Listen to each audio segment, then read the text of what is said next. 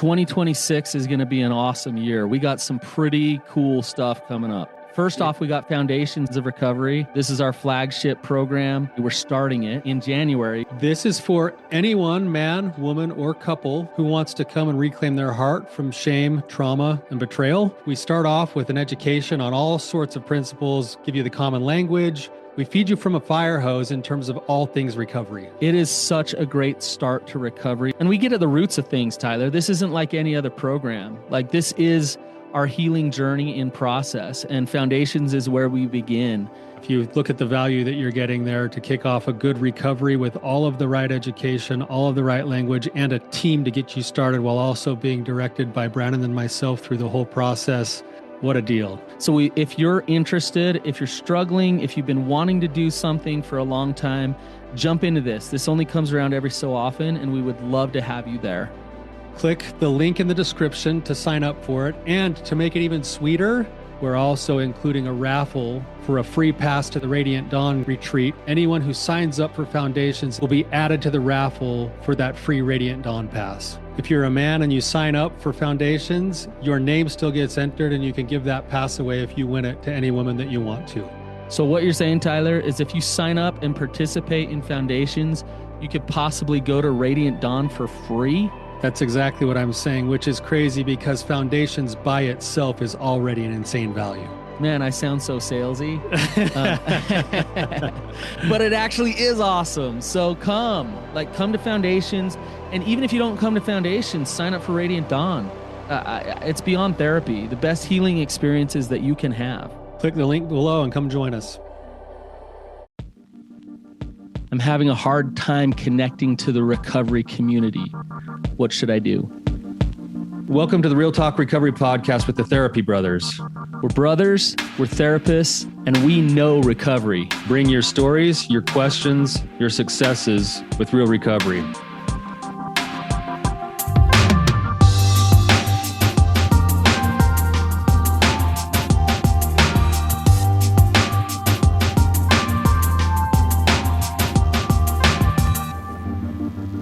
All right, Brannon, how you been this since the weekend?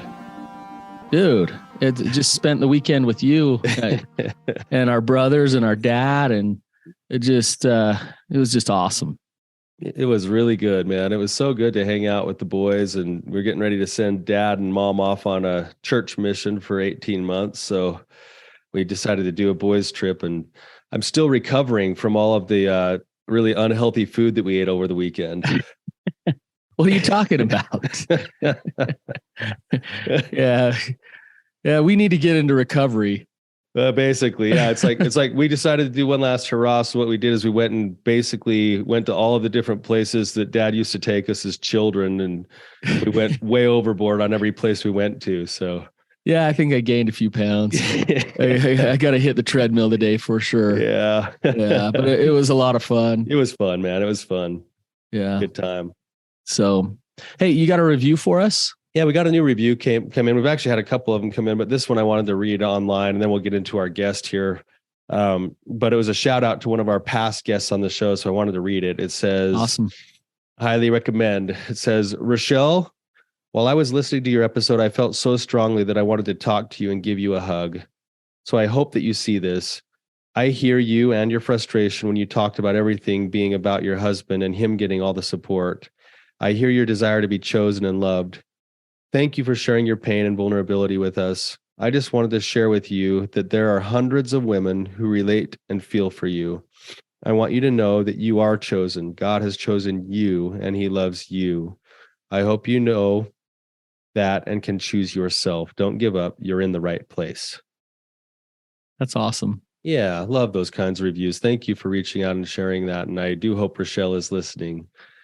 You know what's cool about that, Tyler, is that's a stranger to Rochelle, but just completely sending good energy, love, support, all of those things. And all she had to do is just get on and write something up. And I imagine that'll mean a lot to her. So yeah, thank you. Thank you for going out of your way to send that review. Yeah. All right. Speaking of like connection and supporting each other, that's what we're going to talk about today. So before we do, Clark, welcome to the show. Hello.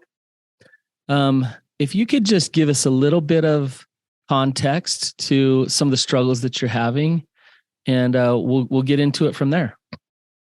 All right. So first off, I've been in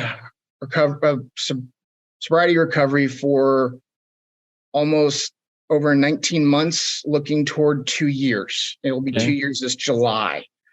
And I have what's kind of to put this bluntly, that actually is a pretty big deal considering that I have ADHD, combined presentation, working memory deficit severe. Okay. Also on top of that, I have been diagnosed as to be on the autism spectrum. Okay. So walking into this recovery space, I feel like I've already got a 10-pound weight attached to my hand. Yeah. So, but in this, what's been good is in this kind of compressed space where I've had community, for lack of a better phrase, beat into my head, like it's the 11th commandment. I've just hyper a lot. I've been able to like connect with a lot of people, and I've had a lot of people stop talking to me.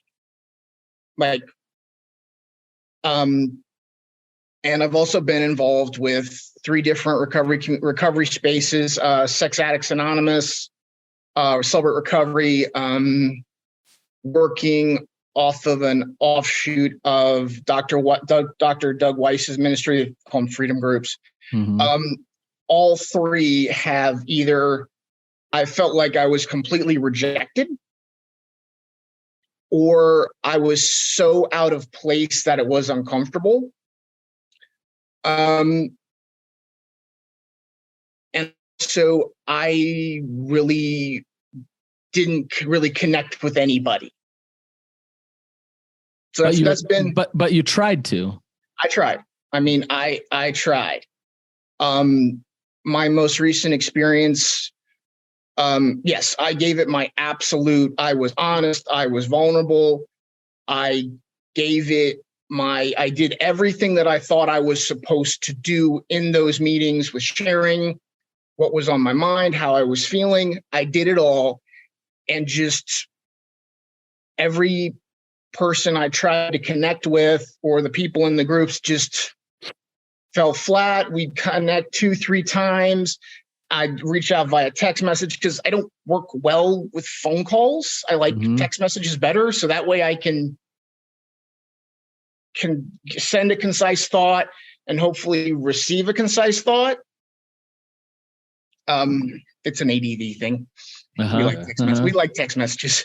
And just, they would stop returning my calls. In fact, actually, when I was in my last group, I gave a check-in, and the guy who was running it replied. I said, he said, "Hey, why no calls?" And I said, "No one returns them." Mm-hmm. And I got yelled at. You got yelled at. I got yelled at. Literally, I got yelled at by this guy. And that's kind of been my experience, where I've learned through just literally being yelled at, what to say, what not to say, and things like that. And it's really been frustrating to literally, like, I went over a year ago, I went to an intensive. I sat in Dr. Doug Weiss's office. I sat in the man's office, like in Dr. Doug Weiss's office, week-long intensive with the man. It ended with him saying to me, "There is an entire community of people out there who want to pour into you and support you." And honestly, I would say under oath at this moment and to this day, that man told me a bald-faced lie. Interesting.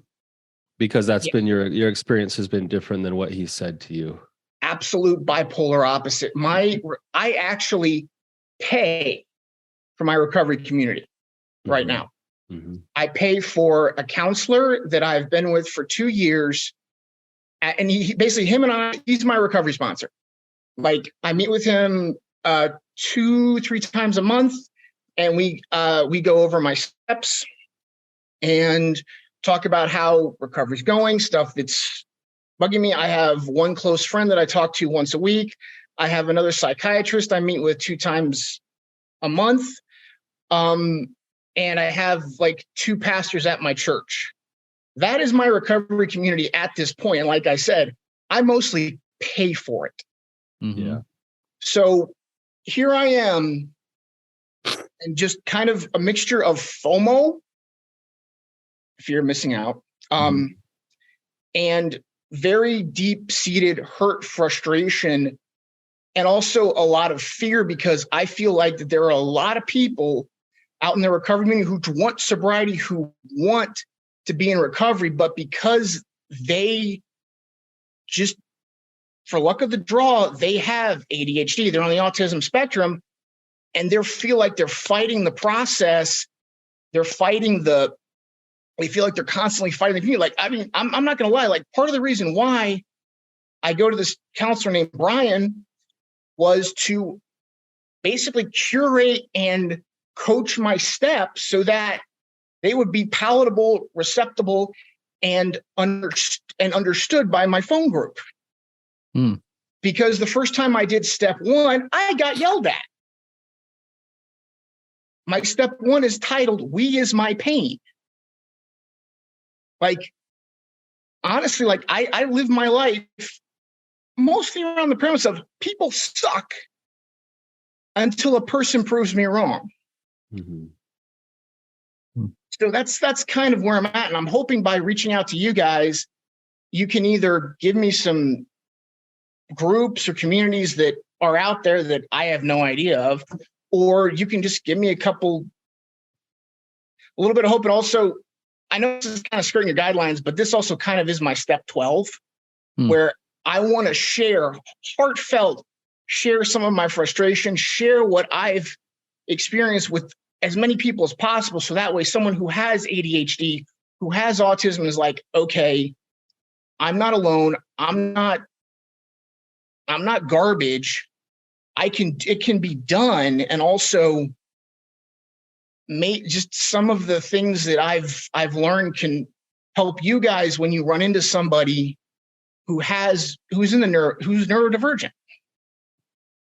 Clark, do you have you mentioned your therapist and your friend, and you do have a friend, you mentioned that, but do you have people that you would consider that you're close to?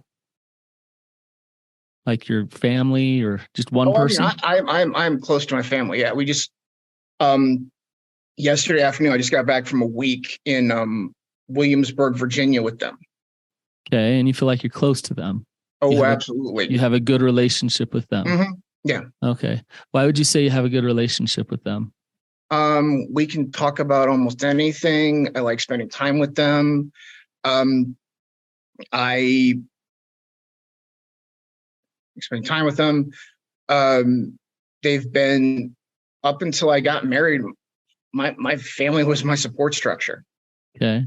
And even it took a couple of years to fully kind of quote leave from my family and cleave to my wife. Okay. So you're almost maybe too close with your family, you're saying? For a while, yes. Okay. But that was just kind of the nature of, you grow up sitting at the dining room table with your mom and your dad doing every stitch of homework for most of your academic career. You get really close. How many siblings do you have? I have one. You have one? Yeah. Okay. And so your wife, you obviously have a relationship with your wife. Mm-hmm. Would you consider her your friend? Yes. Is she a support person in your life? Oh, yes, absolutely. It's yes. This might seem like a dumb question, but I'm going somewhere here. how were these relationships built? So you're close with your family, they're a support to you. You're close with your wife, she's a support to you. What were the dynamics there that built these relationships into being a supportive, good relationships for you?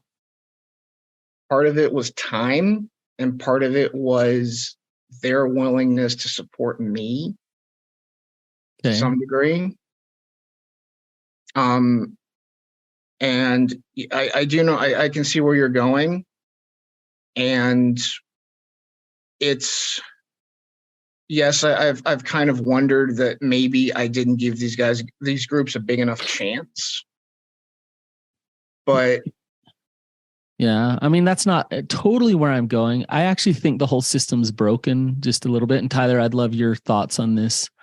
In that I've developed and I've put together countless groups, like tons of groups. Tyler and I, it's our bread and butter, what we've done for years. And one of the issues that I've come up against in my groups, both for the men and the women, are here we are coming together, and the common thing that you have in common is what? You're broken. Yeah. For the men, it's like I'm a sex addict. I masturbate too much, or I look at too much porn. So now, first few groups that we get into, where the therapists are pushing connect. And yeah, you should make your phone calls. And what you should talk about is your sobriety. So it's like, I don't know you from Adam. Now I'm shoved into this group, and I'm supposed to talk about how much I'm touching my penis to you, or how much porn I'm looking at, or whatever. And sometimes you need to take a step back just a little bit and talk about the weather, talk about your favorite sports team. Tyler, what just happened this week with some guys from our retreat? There were 7 guys that got together and actually went on a guys trip together, and they invited both Brannon and I and said, we promised you don't have to do any therapy. We just want to go and do something, and I only got to do a couple of things with them because we were on our own trip, but I went and did the sunrise with them a couple of times. And it was awesome just to see that they're getting together, not because they need to be in sobriety, but because they love each other and because they want to have shared experience with each other. And they're all working towards the goal of being the best men they can be, instead of just all of the negative things. Yeah. I want to pay for this group. And I then expect the support system to fall into my lap. That's not how it works. Right, Clark? No, not really. And a lot of it is just, I was hoping that I'd be able to connect with some people, and I would connect with somebody and we'd talk for a couple of weeks, maybe. There was 2 guys. I've met one guy I connected with, never met the man face to face. And literally, he just dropped off the planet with regards to me. He ghosted you. Completely. Like I just left my previous phone group, and there's 2 guys that replied back afterwards. I'm like, hey man, we're here, whatever. I almost want to reply back to them and say, like, hey guys, I don't know what to do with you because you represent an environment where I never felt comfortable. Right. I mean, I kid you not, like I would have to, if I'm going through my steps, I would do them 3 times. One time was just my honest emotional gut reaction to the sentence. Second time was how I really felt, which a lot of the times dealt with ability to connect, not ability to connect, emotions, loneliness, trying to just deal with getting to know me. And then the third time was the one that I would present to them. And that kind of feels really like I'm faking it. Because this isn't, but that was based on a bad experience involving my step 1, where I got yelled at. And also the fact that just, I figure like I talk to these people, we talk, we share stuff and feel like we have a connection going, reach out to them, reach out a couple times, and all of a sudden just nothing. And that happens to you over a dozen times when already you don't have a whole lot of connecting with people is already hard. I mean, I will not lie. I spent 4 years at college. I made 1 friend. Well, 2. Yeah, out of 4 years of college, I made 2. So like I said, making friends, connecting with people is already hard for me. And that's since I was born practically. I mean, so here I am trying to do this, and then also I'm doing what I thought I was supposed to do. I shared, I was vulnerable, I did all these things. But Clark, back up. Yeah. Clark. It's hard for you to connect and make friends. Why? Why? I can realistically right now, I can only really realistically connect with 1 out of 100. Why? That's just part of. It's a mixed bag, honestly. I actually, in preparation to talk with you guys, I spent like probably 2 therapy sessions. And some of the things that him and I came up with was, I can be a little too direct. Okay.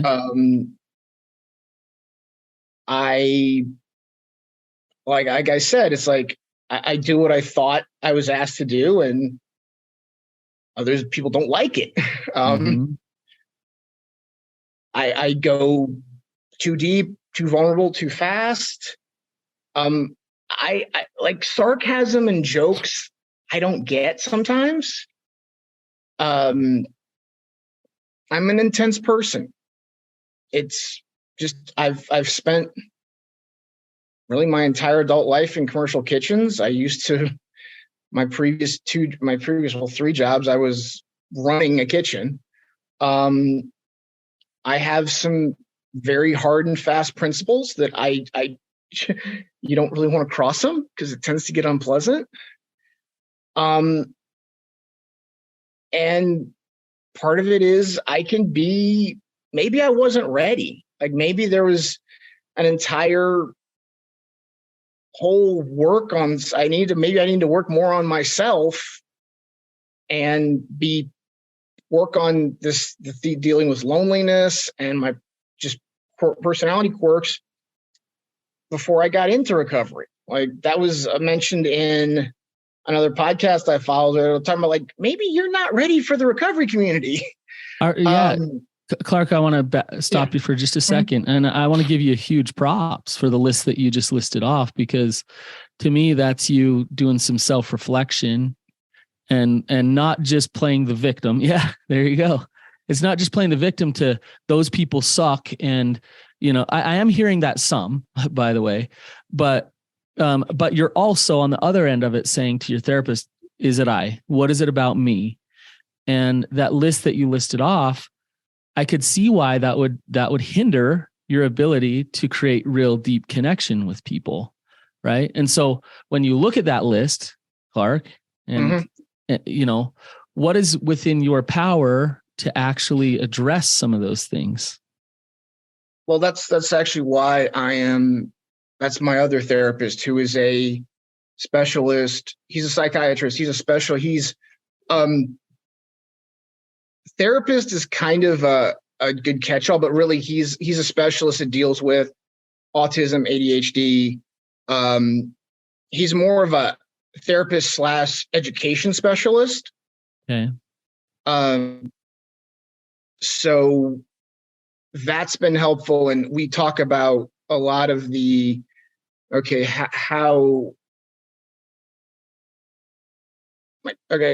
do I interact with people better? Was this a good way? What could I have done different?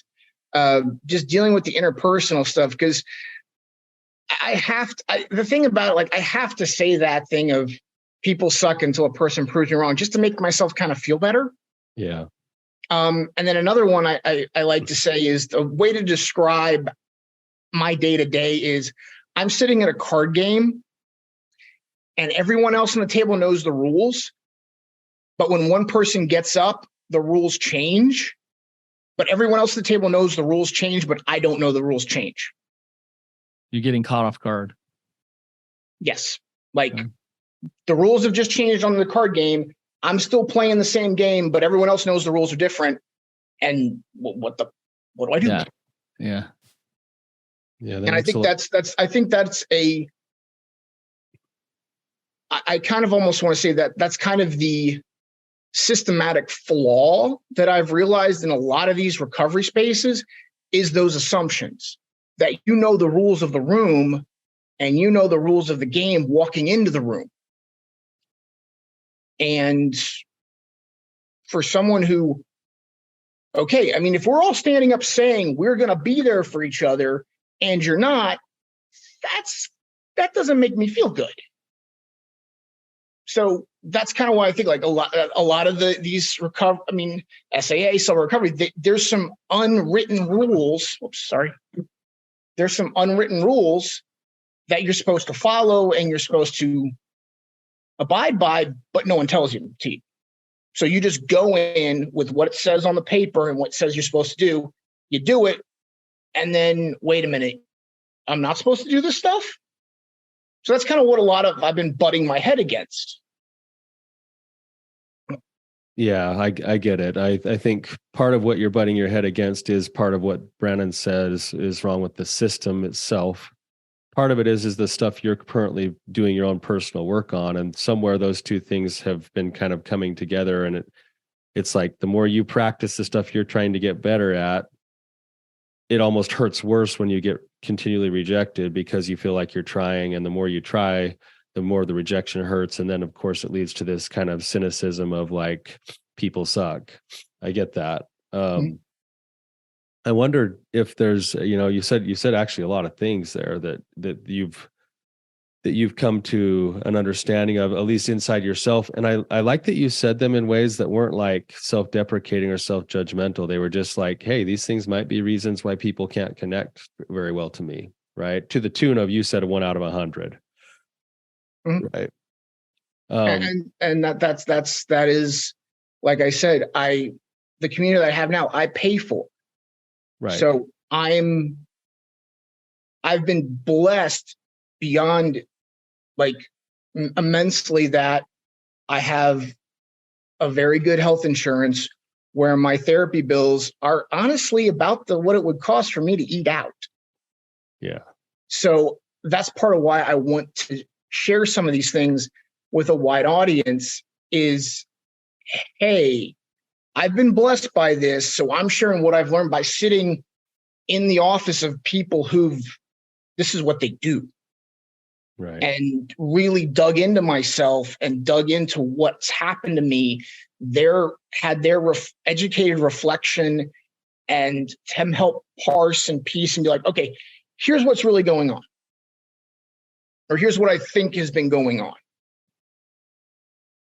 Yeah, well, and I think that you're probably running into those things, and I can see why you're so frustrated. I want to maybe just kind of outline kind of a way that I look at things, because I know that I'll probably end up being the fodder for the next podcast for being the guy that told you a bold-faced lie. But there is a community of people out there that want connection. I believe that there's the conflict is I believe it. Like I've seen it. I've looked at it from the outside.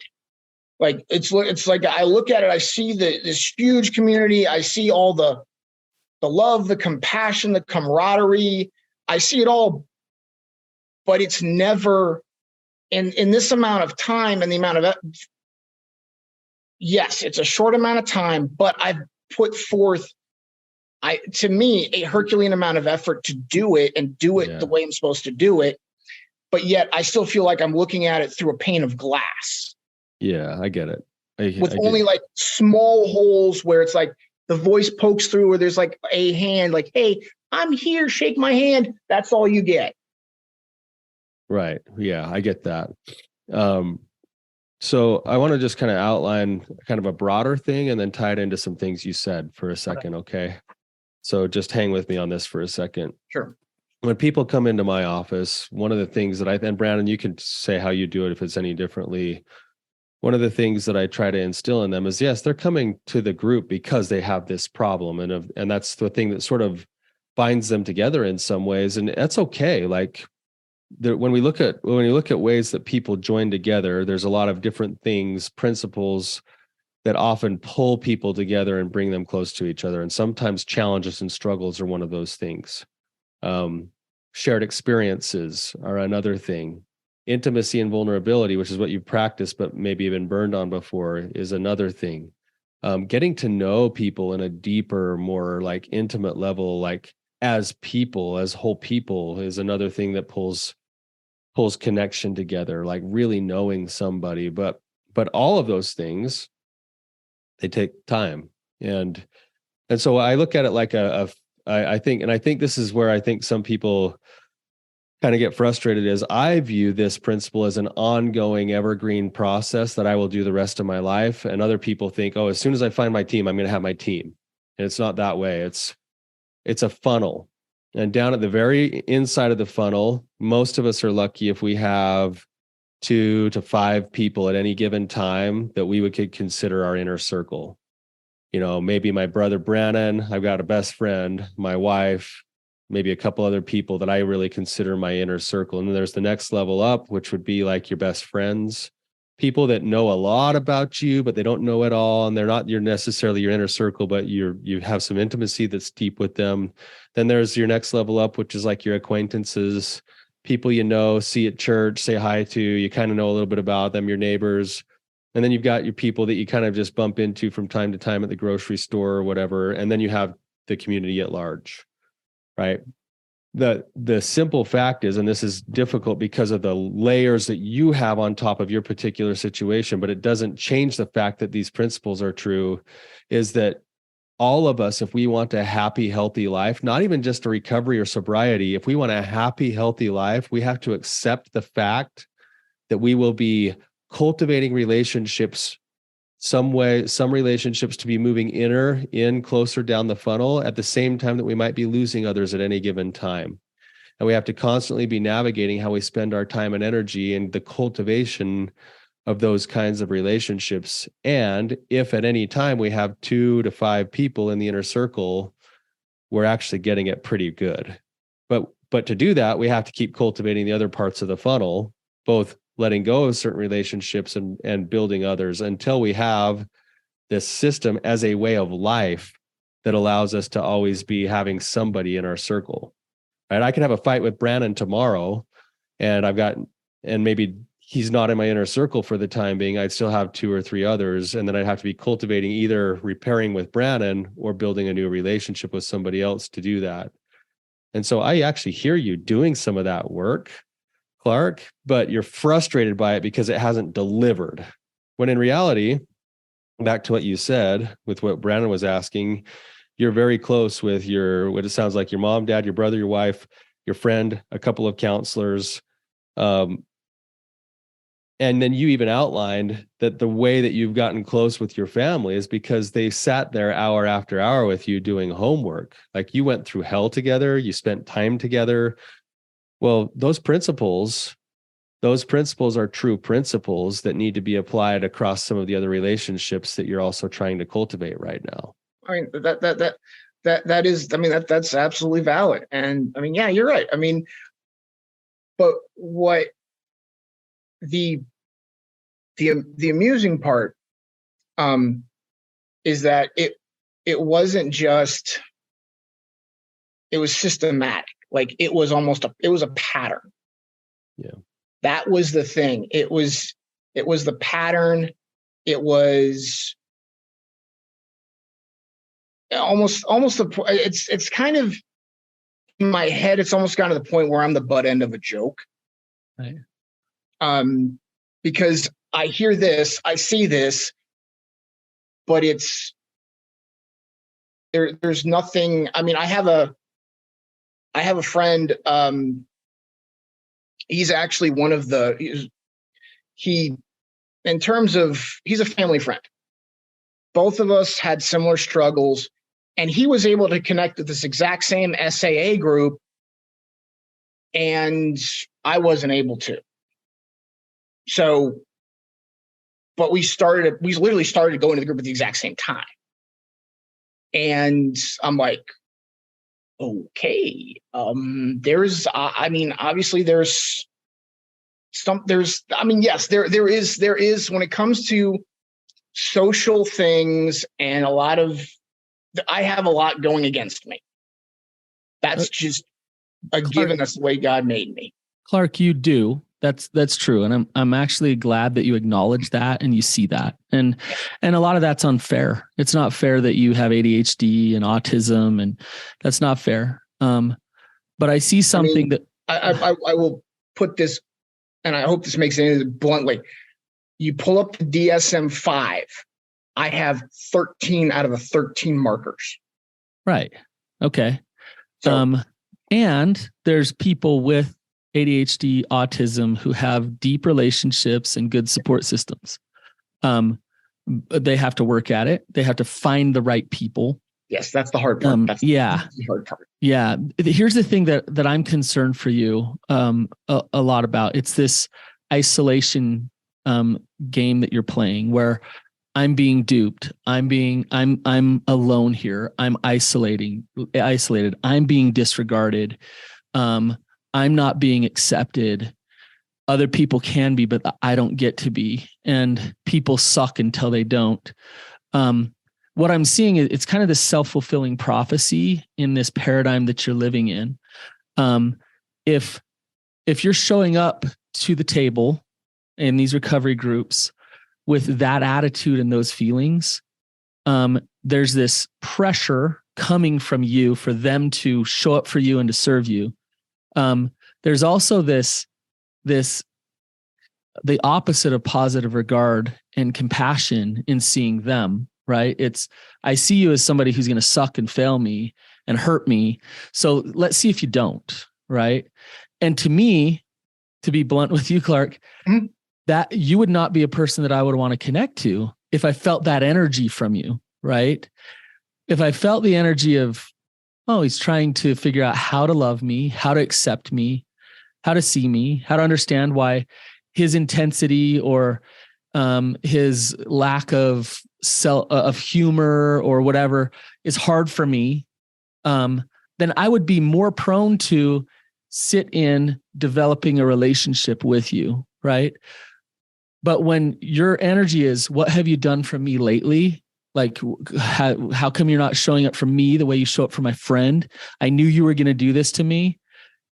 My boundaries would come up and I'd say, okay, I need people who can support me in my recovery. And Clark's not one of those people right now because I'll have to give a lot more than I'm going to receive from that relationship.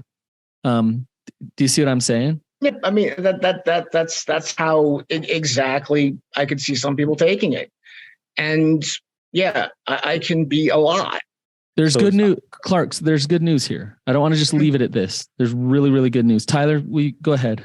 I'm leading into where I'm going to ask a question for Clark because I think I know where you're going, Brannon, but I want to know then, okay, so you painted the picture now then. Clark has a 1 in 100 of people to connect with, where other people might have a 5 or 10 out of 100 that they connect with, or a 20 out of 100 they connect with. Right. Clark's also showing up because of the fact that he legitimately has been burned. He has been rejected. He has these challenges that are legitimate. So how do you validate and empathize with the fact that this is extra difficult for him, while at the same time, how does he actually change the way he feels and approaches these things so that he can have positive regard and hope and positivity and a heart at peace towards these places that he's going, so he's not coming across with the energy of, what have you done for me lately, or being demanding? So Clark, go ahead, yeah. Clark. Well, the thing is, like, the attitude and mindset is, I go in, it's like, I've gone into with all these groups, has been like, hey, look, I want to give as much as I receive. Like, I want to be there for these people. I want to help because, I mean, Benjamin Franklin said it best. We either hang together or we hang separately. So going into it, like, I want to be open. I want to be vulnerable. I want to give. I want to share. And I think a lot of it is just where I come from or where my head goes. No one understands, and no one has the it's almost like no one's got the spine to say, what the heck are you talking about? Right. Because I think that's a lot of what happens is where I go or where my brain goes is so far over other people's heads, they don't know what to make of me. But here's the thing, like, but that's how when I say something is always been received is like, I say something and I get nothing back. Right. Clark, we can look at this two ways. Yeah. Coming back to what Tyler was saying, I think you're right on the cusp of solving this issue. I think you're right there. But there's a little bit of blame and victimhood to the whole system. And if we really look within, even at yourself, so I'm seeing, okay, I suck, I'm difficult, I'm intense. So yeah, 1 in 100 for me because I'm so difficult. And they don't care about me and they abandon me. And if we validate that it's hard for you, Clark, but we also have compassion for them as to why it's hard for them to connect to you, right? And we look at, Clark's just difficult to make. It's hard for him to make friends, and it's 1 in 100. This is hopeless. What if we like put a whole new lens on, totally change the perspective here, and we looked at it as this way. Clark is really, really good at sifting people to find just the right friends for him. He doesn't allow just anybody into his life because of who he is. So that 1 in 100 is going to be a diamond, is going to be the best because you are really good at doing that, right? Do you see the difference in the way we're looking at it here? Yeah.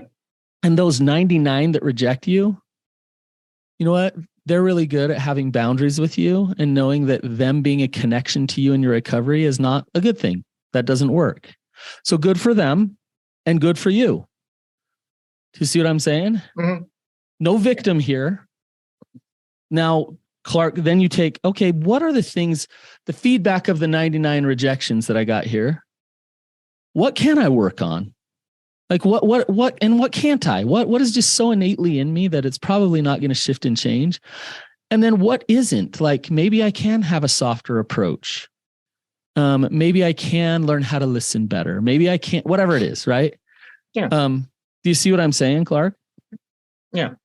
There's a lot there, a lot of opportunity for you to do some work and some shifting. And a lot of it just has to do with shifting your angle on this, shifting your perspective, and then changing the way that you're feeling. Right now, you're doing all this recovery work and you're dedicating your life to this. And so much of it is just like, yeah, recovery work is a community of rejection. Well, that freaking sucks. That sucks to be dedicating all this part of your life. And it's like, yeah, I just get rejected. And they got to either force themselves to be a friend with me or they're not going to be my friend. But if we look at this and say recovery is much more than just a community of rejection. Recovery is an opportunity for you to face some of these things right now about your attachment issues and to really learn and grow because of them. And the people who are abandoning you and rejecting you are giving you a lot of opportunity here. Do you see that, Clark? Yeah, I mean, it's just like, okay, what worked, what didn't work, what can I learn moving forward? Yeah. Well, and I wonder if it's the way, I like where you're going with this, Brannon. It actually makes me think of a scripture. I know you love when I get scriptural on things. I love it. I'm going to share this with you because it's kind of hitting me this way for you, Clark, as we're talking. It's in Jeremiah 16:16, and it says, behold, I will send for many fishers, saith the Lord, and they shall fish them. And after I will send for many hunters, and they shall hunt them from every mountain and from every hill and out of the holes of the rocks. And the reason I'm sharing this is because, Clark, I wonder if this kind of goes along with what Brannon's saying. I wonder if you see the world and see that other people seem to be more like the fishermen, where they cast their nets and all these fish come rolling in, and you're like, man, why doesn't it work for me this way? And nothing's happening the right way. And maybe you're a hunter. Maybe you have to go out of the holes in the rocks to find one thing. But maybe if that's who you are and you see yourself as a hunter, now all these communities become opportunities rather than like confirmation that you're unlovable. They're opportunities for you to hunt. And you're going to find, I love what Brannon said about the diamonds. You're going to mine the diamonds. And if you're a miner, then you're just doing what you do instead of being one who gets rejected. You're finding, you're seeking, and eventually you will have, and you do have, by the way, Clark, you already have an inner circle, that you have cultivated, and you just continue to do that now. Yeah. And it's just it's just been it's been really interesting how the pattern of it. Yeah. And I go in like, okay, cool. I've hit a community of people and I just want to get to know them. I want them to get to know me. And okay, nothing. And it just always systematically just kind of falls apart. Yeah. And the thing about it is that this is one thing that not a lot of people really understand, is that when you're trying to build a relationship, when you're trying to build a friendship with someone, that takes a lot out of you. Right. It takes an immense amount of energy. Yes. And you can almost deplete yourself of emotional energy. And that emotional energy is what keeps you from screaming, yelling, relapsing, going on a meltdown.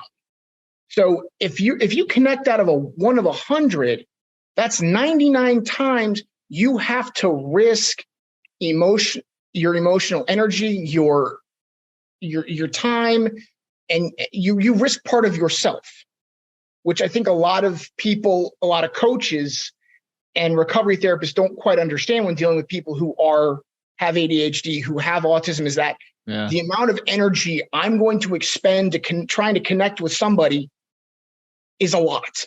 And if you fall flat on your face 99 times to get one, you're just like, I'm broken, I'm tapped out. But Clark, yeah. right there, like I can feel if I was on the other end of that relationship with you, I can feel the pressure. I can feel like you're expending all this energy. You're trying to create a friend. You're trying to, like, I might run the other way because I just want to flow with my bros, right? Like, I just want to connect. Like, it's not so much work. It actually is life-giving in so many ways, both giving and receiving that support. And I think, like you say, like you have the rules to the game, and then all of a sudden the rules are different. I hear that struggle. And I think this is one of the places where the rules are different than what you may think, where it's, I have to go create this. That's a force-based energy and approach to creating that relationship, which is going to feel overwhelming, as opposed to like, hey, like maybe I go to lunch with a friend once a month and we laugh and tell some jokes. And like, that's how it first starts, our relationship, and then we're texting each other every day. It leads to that.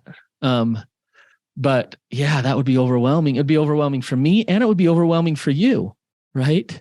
Well, Brannon, that's part of where I think Clark has got a valid point about the recovery communities, is that we do go so hard on be vulnerable, but be vulnerable. That's what builds connection. Yeah. And so in Clark's case, he's probably taken that like completely literally. Yep.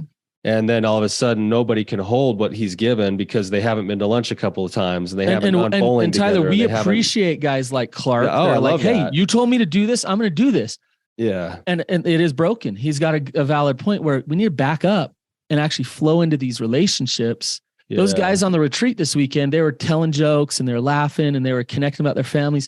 I'm sure they weren't like, okay, I have to force myself to do this relationship. Man, we're going to get in the car and we're all going to go around and share our deepest, darkest secret before we hit the freeway. Yeah. Right, and you have to. Yeah. And you don't get a choice to do it because that's the only way you're going to connect. Right. And you can tell Doug Weiss or whoever that you did. But that's everything. Yeah. But that's what Clark heard. And so to Clark's credit, like he's like, I've diven in, I do that. And then nobody can hold my stuff. It's like, okay, yeah, that's right. So the rules of the game are you share at the level that you've developed intimacy with the person, right? So I do need to go and go for a walk with a guy, and I need to go to lunch with a guy, and I need to make a few phone calls and ask about his wife and his kids and his family. And, and then as we start to actually see that we are people who can connect with one another, then I'm going to start saying, okay, hey, look, like, can you hold some more of this? And I want to hold yours, and, back and forth. And yeah, I think that's maybe one place I'm hearing for sure that's kind of been broken. Not that the principles are broken, but that sometimes the order and the way that the community does it, we do it too. I do it this way. Yep. Like I know deep, dark secrets about people that I don't even know how many kids they have. Yeah. Yeah. Like, so what kind of relationship you have, really? It's, right. Yeah. I mean, okay. I know it's saying anything not to stories, but this is a kind of another, just give you guys a little better picture to it. This was a story that was told to me by my mother in 3rd grade. She asked the kids, "Hey, why aren't you Clark's friend?" or whatever about me. And their reply back to them was, "We stopped trying." So that was me 3rd grade. I'm now 41. Right. So this isn't exactly a new ball game. And I was already here's the funny part is what led to Dr. Weiss saying that to me was I tried to make a phone call and I had a full-blown autistic meltdown. And I ran out of his office. Like, he said that to me after I bolted out of his office, get my wife, get in the car, get out of the building, because I wasn't sure what I was going to do because my emotions were so high, strung out, high, twisted, warped, whatever you want to call it. I was melting down. Right. Because I didn't understand what I was supposed to do. Like, pick up and call someone cold turkey. No. Like, that is the absolute height of fear for me. Right. And it still kind of is. I gotta say, Clark, we're running low on time. Yeah, I know. But I do. Tyler and we were raised in a household where we were taught how to love and see the goodness in people and have compassion for them. We actually had a lot of kids come live in our house. My dad was always friends with like the weird guy down the street. And when I say friends, like he'd go down and chat with them like for hours and help him with the project or whatever. I remember one time my girlfriend saying to me, like, you have all these friends that nobody is friends with them.